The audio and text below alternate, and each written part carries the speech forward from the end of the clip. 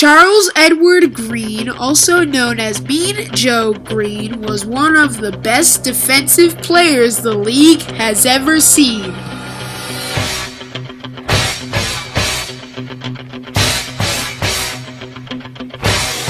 After the draft, the headlines in the Pittsburgh Post-Gazette, Joe Who with a question mark. Yeah.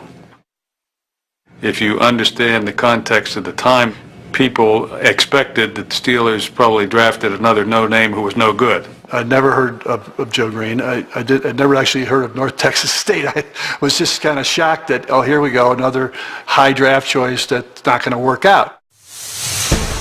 After a brief holdout, Green reported to camp, where skeptical veterans waited to test the rookie's mettle. They were trying to kill me. Ray Mansfield was the Steelers center, really tough guy. Ray said, I'm going to show this rookie what the NFL is all about.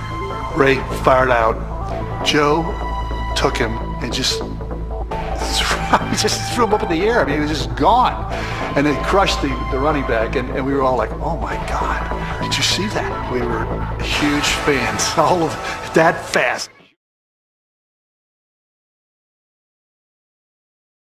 He wanted to go to a college close by, like North Texas.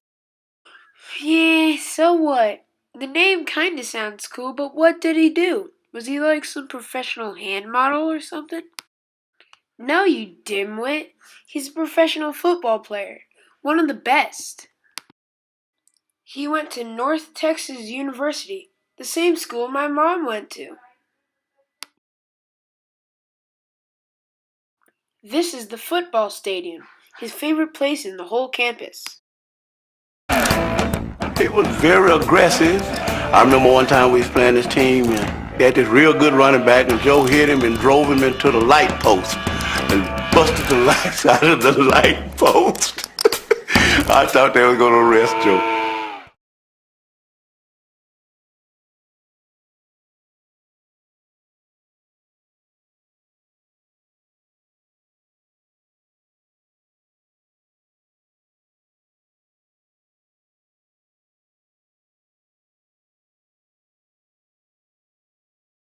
To a legend on the fields of Texas was about to change the image of a franchise and a city.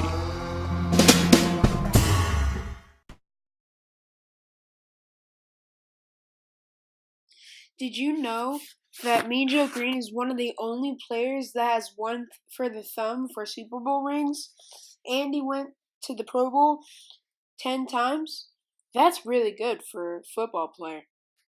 During the 1975 AFC Championship game. Coming across the middle of the field, I'm knocked out. Joe, who's hurt, had a pinched nerve, comes off the bench in that cape, and he grabs me, he's trying to pick me up and carry me off the field. That was the beginning of all of that. Ladies and gentlemen, for the first time anywhere, the Ballad of Mean Joe Green, written and produced by Gorilla Gorilla with the Great Space Coaster Corral and myself on the obligato. Maestro, if you please! Mean.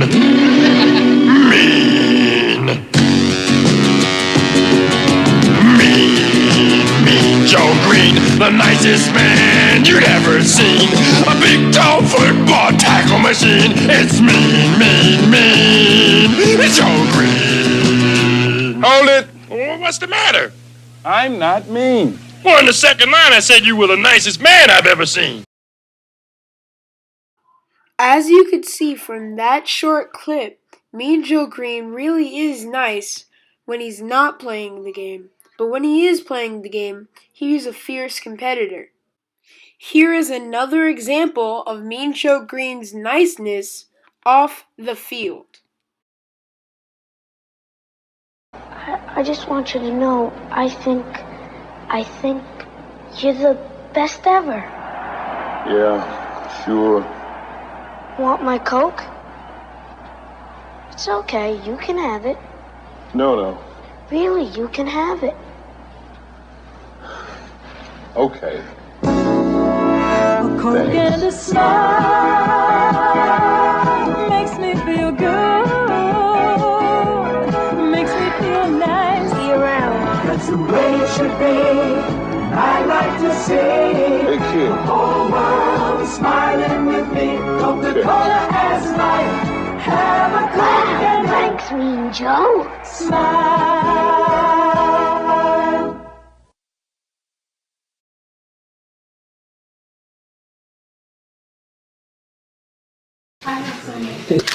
That's pretty. He is a husband, a father of 3, and a grandfather of 7. What's that you got in your lips, girl? It was guys like the Steel Curtain and Mean Joe Green, who is here. Where's Mean Joe? There he is right there. Those were the guys that were playing, and so I became a Steelers fan. Green was part of arguably football's greatest dynasty. Green spent 17 seasons as a defensive line coach in Pittsburgh, Miami, You came kind of quick. and Arizona. Right here, you let that guy get all the way around there. In 2004, the greatest Steeler returned to Pittsburgh yet again to tackle another new position in scouting and player personnel. He was somebody that we felt understood what kind of player we wanted to have on the Pittsburgh Steelers. In regards to Joe's expertise on leadership, we really leaned on that in our scouting sessions. My given name is Charles Edward Green. What I was told about my nickname Joe, how I got it, was from my auntie.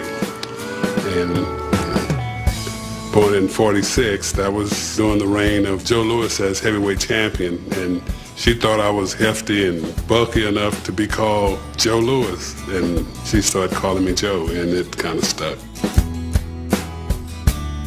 I was the big kid, and the amazing thing is that I recall these days when I used to leave school, I hit the door running, because there was always some kid older than me, but wasn't as large as me, wanting to get a reputation by beating me up. That happened a lot in the early years, 8th, 9th grade. He could get as much bullied and picked at as the rest of us.